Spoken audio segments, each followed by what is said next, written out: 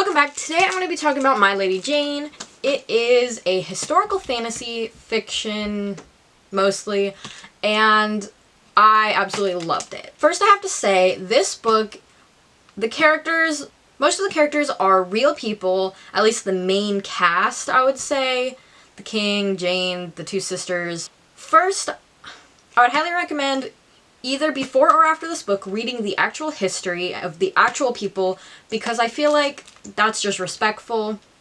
I usually don't like reading books where these real historical figures are taken and completely changed as if this is just someone's made up character. These were real people with real lives and a real story, and I think it's respectful to go back and learn about their actual lives, who they really were, and their true history, before just reading about them as if they are these made-up fictional characters that the authors just made up themselves. With that said, I did really enjoy it. Again, throughout the whole story, I was in the back of my mind thinking, I wish that these were fake characters because it feels slightly disrespectful to be reading about real people. Not so great endings that ended up with great endings in the book. I understand what the authors were trying to do. They loved these historical characters and they wanted them to have a happy ending, a better life, which I understand. I can respect that. But I also hope that people who read this book realize these are real characters with real stories of their own and will go back and learn about them themselves. I love this book because of the writing style. The writing style is hilarious. It's so easy. It is YA historical fiction, but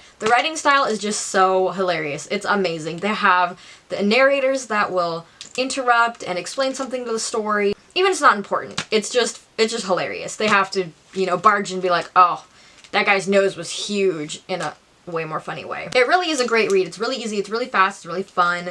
You fall in love with all of the characters. I love that about it. Basically, in real life, Lady Jane Grey ended up in this just situation where she ended up being queen, but it was only for 9 days, and then Mary took over and she was killed. In this book, they wanted to give her a happier ending, a better life. It's still a fantasy-ish retelling because of some of the aspects of the story, but leading up to that point of her death. And then they do interlude and say, hey, in real life, the real Jane did get killed, but we want to give her a happier ending, so here is where we flip history, alternate universe kind of idea. In this world, they take the Protestant versus Catholic war that was happening and just all that hate, and they turn it to, you have Verities, which are regular people, and then you have these people who are called Ethians. In the book, it's spelled Eden. I think the D is backwards, and they explain it's Ethian, or something like that. Maybe I'm so sorry if I'm saying it wrong. It says Eden, Ethian, for those unfamiliar with the term. See, they have this like explanations. So Ethians are animal shapeshifters. Think Twilight, because I can't think of anything else. The wolves in Twilight. You have the animal shapeshifters and then the Verities. And the Verities hated the Ethians because they were different and just strange. They were turning into animals. Of course, it's a little scary. And then you have the Ethians who, turning into animals, they're like, oh, you hate us? Fine, we're going to fight you back. The king at this point, he's going to die. He's really sickly, and he doesn't know what to do because he doesn't want to give his throne to Mary, older sister, who is Verity, and she hates Ethians. And then Bess, I don't exactly remember. I believe that he thought she was too timid or something to be able to just handle being given the throne, and so his only option is to marry his cousin and his best friend Jane to this guy because she's the only other relative. So he basically marries her to this guy because he needs her to have a son and hope that this son can take over the throne. But in the meantime, she would basically become queen if anything happened. So in real life, she became queen. After 9 days, she was killed by Mary, and then Mary took over the throne. Jane does get married. She's forced into this marriage. He marries her to this guy that she's never even heard of. His name is Gifford. It just makes you think of Clifford, the dog. But we pretty much call him G in the book. Basically, we get to the point in the story and history where she gets caught, Mary tries to take the throne, except for her ending up beheaded. She escapes with her husband, and they end up going to take back the throne, and there's a whole lot of random stuff in there that obviously never happened, but it's fun to read. They end up becoming best friends. It is a happily ever after, because I won't read a book where it does not end happy, at least semi-happy. Halfway through the book, they do stop and say, alright, this is where the real history ends, and then our twisted version starts. So they do remind you throughout the book that it is based off a real historical story and people. It is a clean YA. There are a couple things that some people would probably be concerned about, but it's not really anything to worry about. Basically, when the Ethians turn into animals, it explains as it's just a flash of light and then they're whatever animal they are. When an Ethian turns into an animal, they don't have clothes, and then when they turn back, I guess their clothes were shredded or something. I don't know. But they turn back, they don't have clothes. So they do explain sometimes a character comes back from being an animal and they either need to steal clothes, someone gives them clothes, they have stashed clothes. There's a couple times where a character comes back from animal form and they're like, hey, don't look because I'm naked. It's a clean YA, very easy to read, hilarious read, just super fun. Not even 3 chapters into this book, I knew I was going to absolutely love this story though. The writing style, I just fell in love with it. I wanted another one. I know that I hate when they take real people and they turn them into their own characters, but I really did love this story. And so I looked it up and there are more of these books and I have to go find them and I have to go read them because the writing style is just hilarious. I love a comical book. I love a comical book that can just make you laugh and just have a good time. And this book did that for me. So I need to go find the rest of these. I'm gonna go find my own copy and I'm going to buy it because I need this book on my shelf. This is something that I will definitely reread many times. It's just a great story. There's a little bit more to the story than what I said, but I feel like I couldn't explain the full plot correctly without a couple spoilers, so you're just gonna have to read it and find out for yourself. If you've been in a reading slump, this got me out of reading slump. I did not want to put this thing down. I was constantly reading it. I was obsessing over it. So if you want to find a really easy chill read, funny read, cute read, just like comforting read, I don't know, definitely pick this book up and try it out. That is all I have to say. Go pick it up and enjoy. Happy reading.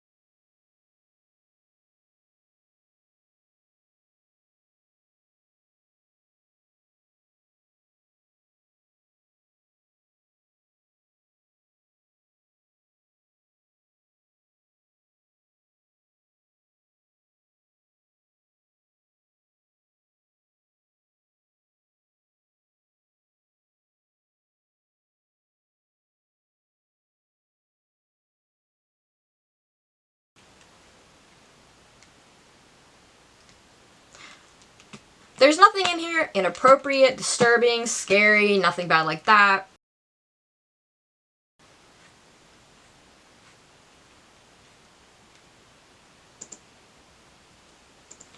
The only thing that some people might not appreciate is, just like the Twilight Wolves, these characters, they transform into an animal, and they explained it as just a flash of light. They transform into an animal, and then they don't have clothes, and so when they transform back into a person, they don't have any clothes on, and they either need to go steal some clothes, have somebody bring them clothes, bring clothes with them as they're an animal to change again, stash their clothes somewhere. So, but it's never descriptive. It's never inappropriate.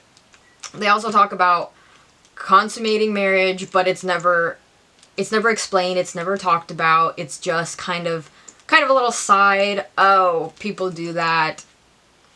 Oh, people do that. But there's nothing inappropriate. So I would definitely say it's definitely a really great YA book.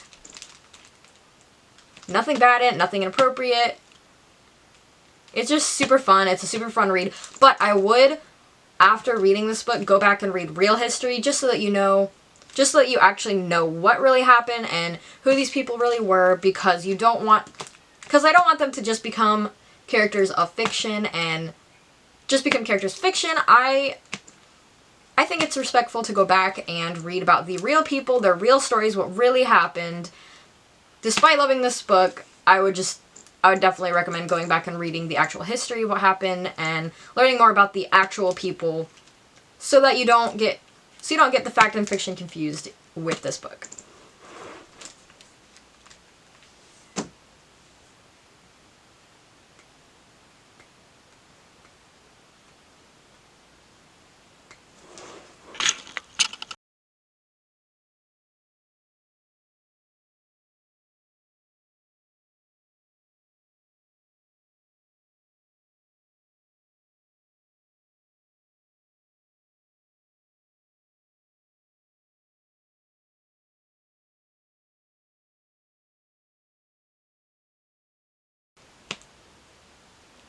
It's nice that the authors wanted to give this historical character a better ending, but in reality that didn't happen.